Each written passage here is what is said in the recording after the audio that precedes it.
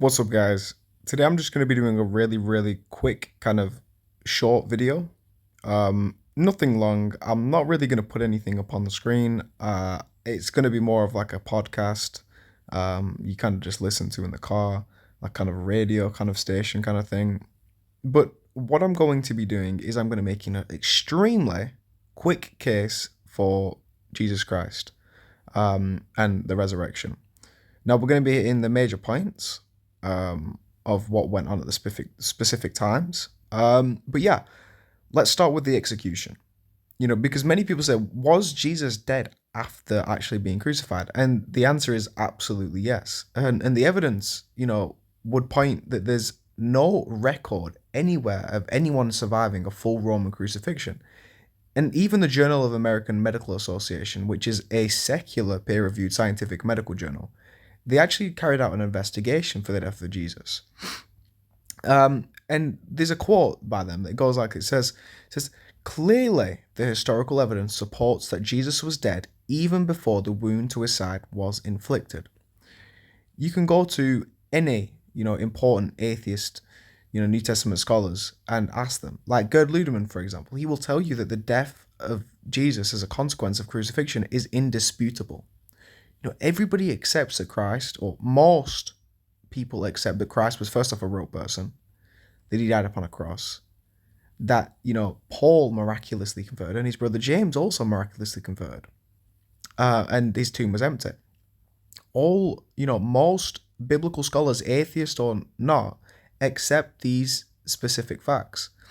Now, one reason why it's so universally agreed upon by historians that he was actually dead is because when you study ancient history, we're actually extremely lucky to even have one or two sources to confirm a fact.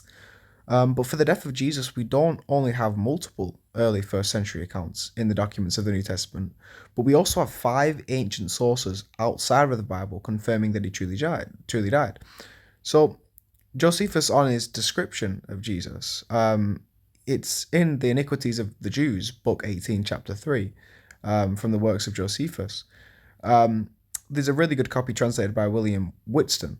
In the 1900s, he basically translates it. But you also have Tacitus. He talks about the death of Christ. Mara ben Cyprian, Lucian of Samosata, the death of Peregrine, and then you have the Jewish Talmud. And I'll read the Jewish Talmud out because it's a very short kind of snippet of it. This is in Sanhedrin 43a. It says, relates the trial and execution of Jesus and his 5 disciples. Here Jesus is a sorcerer who has enticed other Jews to apostasy. A herald is sent to call for the witness in his favour 40 days before his execution. No one comes forth. In the end, he is stoned and hanged over on the eve of Passover.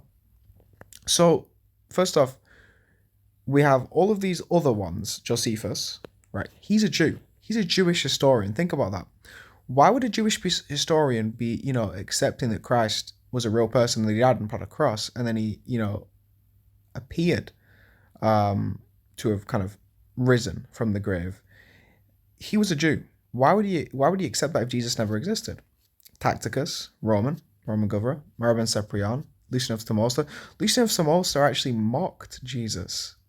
You see that a lot of these things, these accounts are more mockings than kind of accounts. The Jewish Talmud and Lucian, they are mocking Jesus Christ. They're not kind of giving him and putting him in a big light. They're just mocking. What I also find very interesting in the Talmud, because it says it in Sanhedrin 43a, that Jesus is a sorcerer.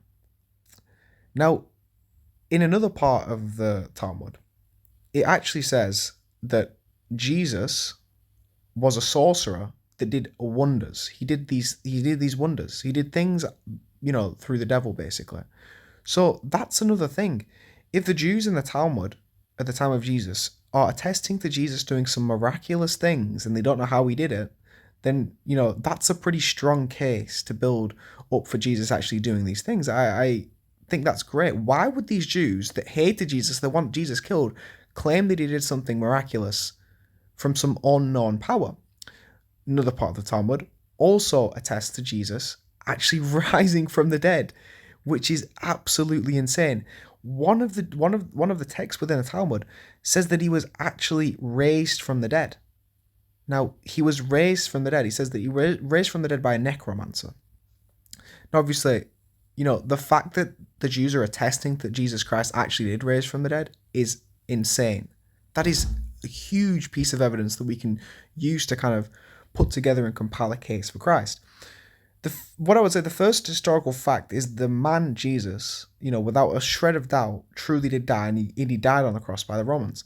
Now, we also have early accounts, and the earliest reports that Jesus rose from the dead um, go quite far back. In other words, the reports go right back to the beginning. And obviously, people say, why is this important? Well, most people think that the resurrection was a legend. And I used to think so. I didn't used to believe in it. This was because what we see it within ancient history, a true story kind of gets turned into legends hundreds of years later. So we know what happens. Um, you know, so 100, 150 years after Jesus, a legend would develop. However, what I've learned over the time I've been Christian decimates the claim that it was just a legend. And here's why. We have preserved for us a creed of the earliest Christians, a creed based upon eyewitness testimonials that the earliest Christians write in the first century. And so this creed contains the essence of Christianity. It says that Jesus died. Why? For the sins. And he was buried on the third day. And then he rose from the dead.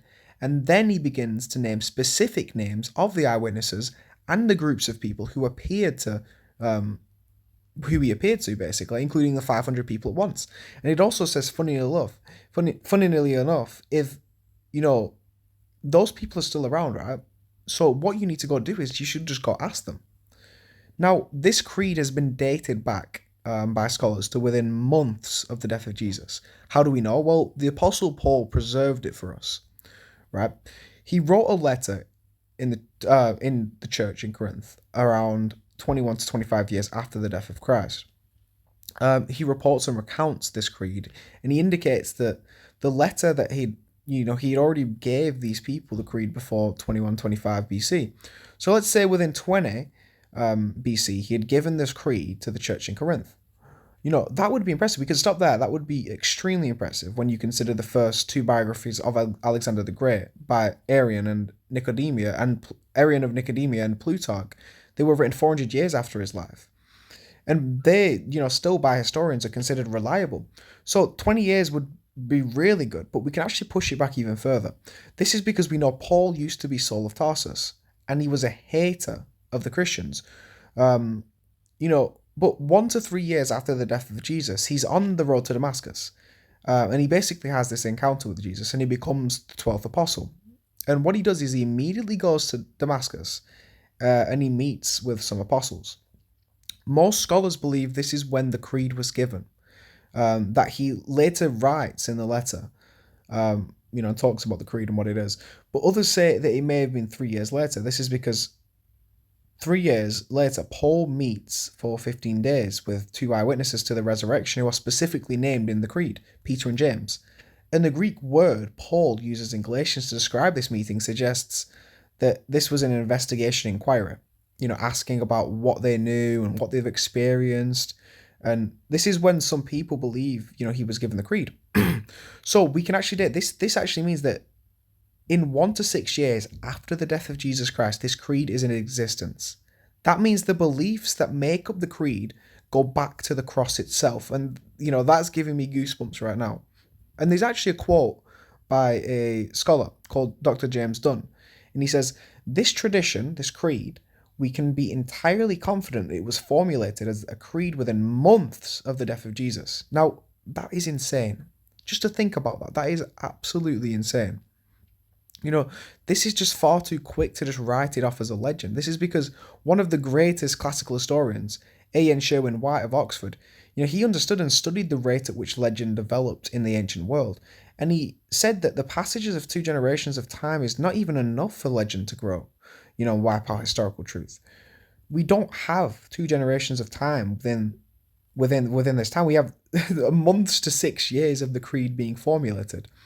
And that talks about Jesus being God and dying and rising again. That is wonderful. That is just beautiful to just kind of listen to. Now, there's lots of reasons why we would also believe in the empty tomb. First reason would be because the people killing Jesus even admitted that it was empty. How do we know? Well, the disciples began proclaiming Jesus had risen.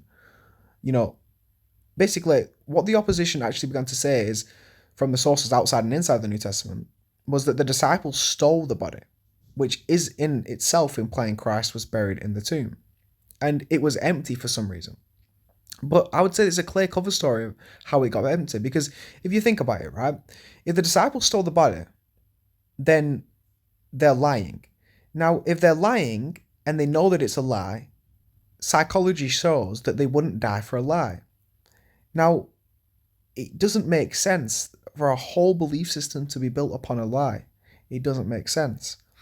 It's basically just like a student saying, "Oh yeah, I dog ate my homework." They don't actually want to imply they haven't done the homework. But in itself, it actually implies that they haven't, obviously done the homework. But it's the same with the opposition of demons. They haven't. They don't know what's going on. So everybody basically is admitting the tomb is empty. It's not the issue. It's just how did it get empty? Now, not only was Jesus' tomb discovered empty, but over a period of time he appears alive to dozens of different instances to more than 515 people. And he did this to men, to women, to skeptics, to doubters, day, night, inside, outside. The disciples talked with him, they ate with him, they touched him. But here's what's interesting about the eyewitnesses. Remember what I said earlier in ancient history, we are lucky if we have one or two sources to confirm a fact for a conviction. The disciples, this conviction that the disciples encounter the resurrected Jesus, we have no fewer than 9 ancient sources inside and outside of the New Testament confirming and corroborating this idea that the disciples encountered the resurrected Jesus. And that's an avalanche of historical data. We also have 7 ancient sources to also confirm, one in the Bible and 6 outside the Bible, to confirm that the disciples, the eyewitnesses, suffered a lot for this belief. They're not gaining anything for this belief. They're not, they were horribly persecuted. Nero would put spikes and stick it through Christians, because they were preaching. They were terrified. I really appreciate you watching this video. It's been a, wonderful time kind of making this video and writing this out. Please leave a like, please comment on the video. Thank you guys. I'll be making some more new videos in the future. Yes, but thank you, and peace and God bless.